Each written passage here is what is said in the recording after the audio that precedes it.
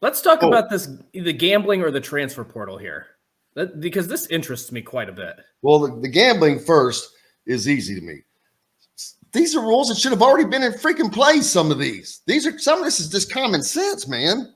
Well, a lot of them were in place, and I'm guessing that they're just doubling down on it because, as I said before, what you're saying is, I'm going to count to 3, and if you do that again, yep, we're going to huff and we're going to puff and we're going to count to 6. That's essentially what it comes down to. Because as I mentioned before we came on, like I don't like to talk about this because it's not like I was a high profile athlete, but I did play sports in college, and we did have to sit through like a 3-hour seminar of NCAA. Is tennis considered a college sport? I mean, ping pong considered a college sport? Or pickleball. You were the pickleball champion. That's right. Yeah, a combination: pickleball, ping pong, and tennis. But we had to sit in on these seminars, and it was as like you can't win a T-shirt off of filling off an NCAA tournament bracket in Division I, and this was Division III.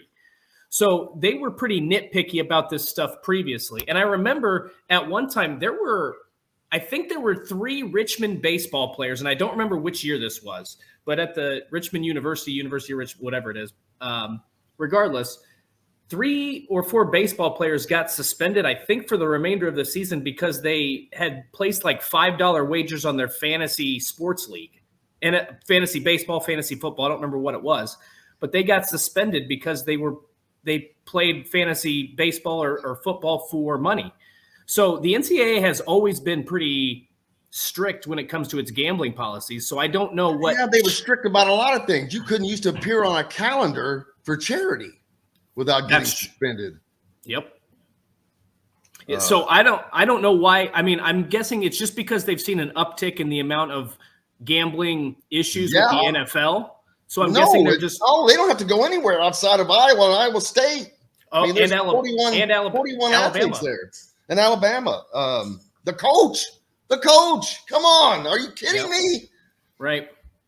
But that was a benefit for Indiana. You know how that benefited Indiana? I don't actually. Tell me.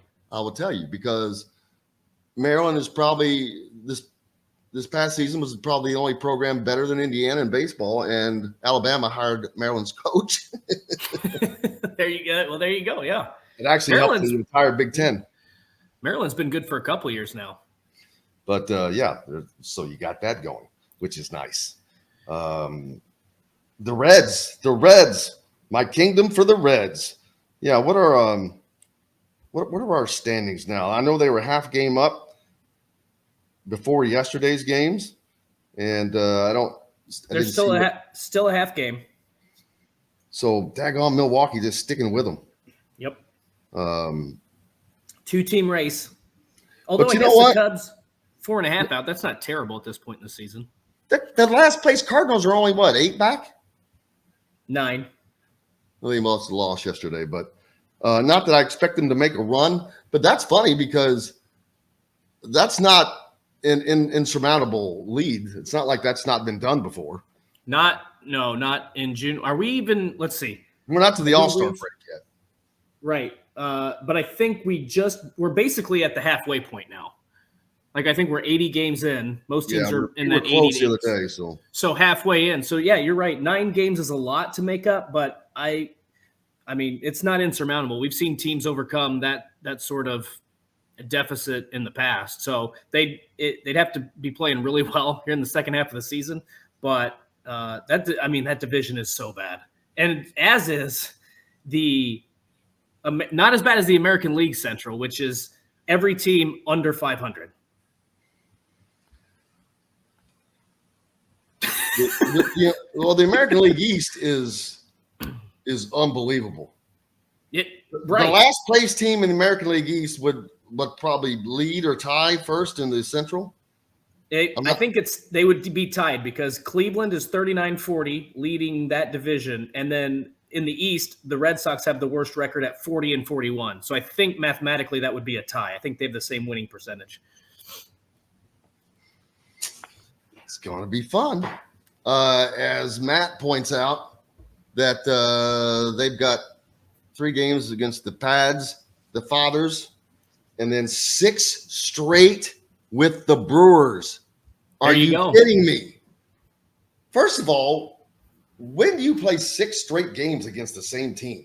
That's a good question. I have no idea. I'm assuming that's split equally in Milwaukee and Cincinnati to end and begin a road series, I guess.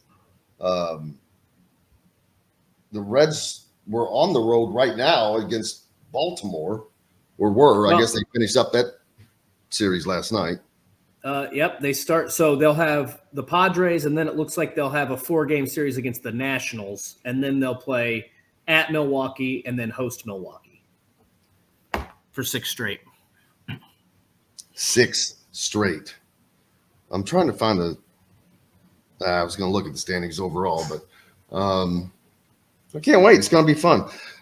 It's fun for me because I'm a Reds fan. But by the way, and then on top of that, listen to this. So they play the Brewers in 6 straight. Then they have a 4-game series against the Giants, then 3 against the Diamondbacks. Then they play Milwaukee again. So they're going to play the Brewers 9 times this month, or in July, technically. Wow. That's huge. That is going to shake up the apple cart unless they just But then again, it could do nothing. They could split that series 4-5, 5-4, right? And it moves it a whole game. But otherwise, which you usually don't see a run in baseball against, like in series like this. Yeah, one could get swept, but then you're not going to see the other one sweep back. But if one does happen to sweep, and boy, they just got to go. You just have to go 500. You sweep one of those. You just go 500 and the rest, the other 6 games, and you're golden. Right. Yep. So we'll see. It's gonna be fun, at least for, like I said, at least for me. We've got Cardinals fans, but you guys you're out this year. So, I'm Mark like, it down. How about something for the team, for the division? It's good for baseball. It is good for baseball seeing teams like the Reds do well. It is. I agree. Well, they had their first back-to-back sellout in since 2016 or 17, I think is what was said on the broadcast. So, I mean, fans they're buying in. The hype with Ellie De La Cruz is there. There's a lot of excitement around the franchise. So it's good for baseball when more teams when fresh blood is good.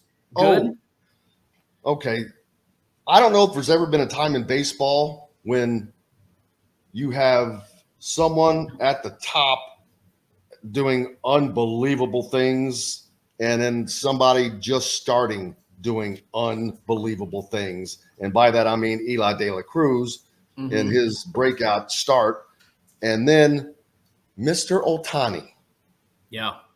This guy is a freak. Which, by the way, I mean, because the Angels are not good, I don't know that he gets talked about enough.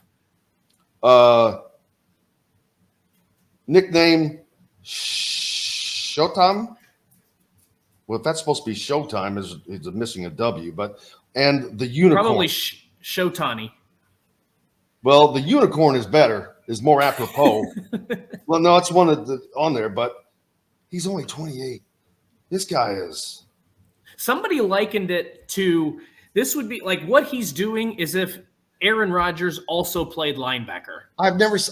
This has not happened in baseball since I have ever been watching since I remember.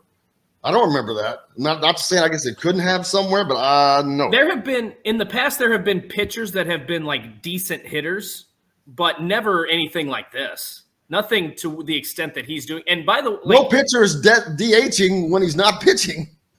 There's probably been a few, but I feel like the guy who comes to mind was Kerry Wood, the Cubs pitcher he was a pretty solid hitter. This guy leads the league in homers, man. I know. That's what I'm saying. It's not the same thing. What I'm saying is he's crazy. It's not the same. We've seen pitchers who are good hitters in the past, but nothing to this extent. Nothing to where they're one of the best players at their position as both a hitter and a pitcher.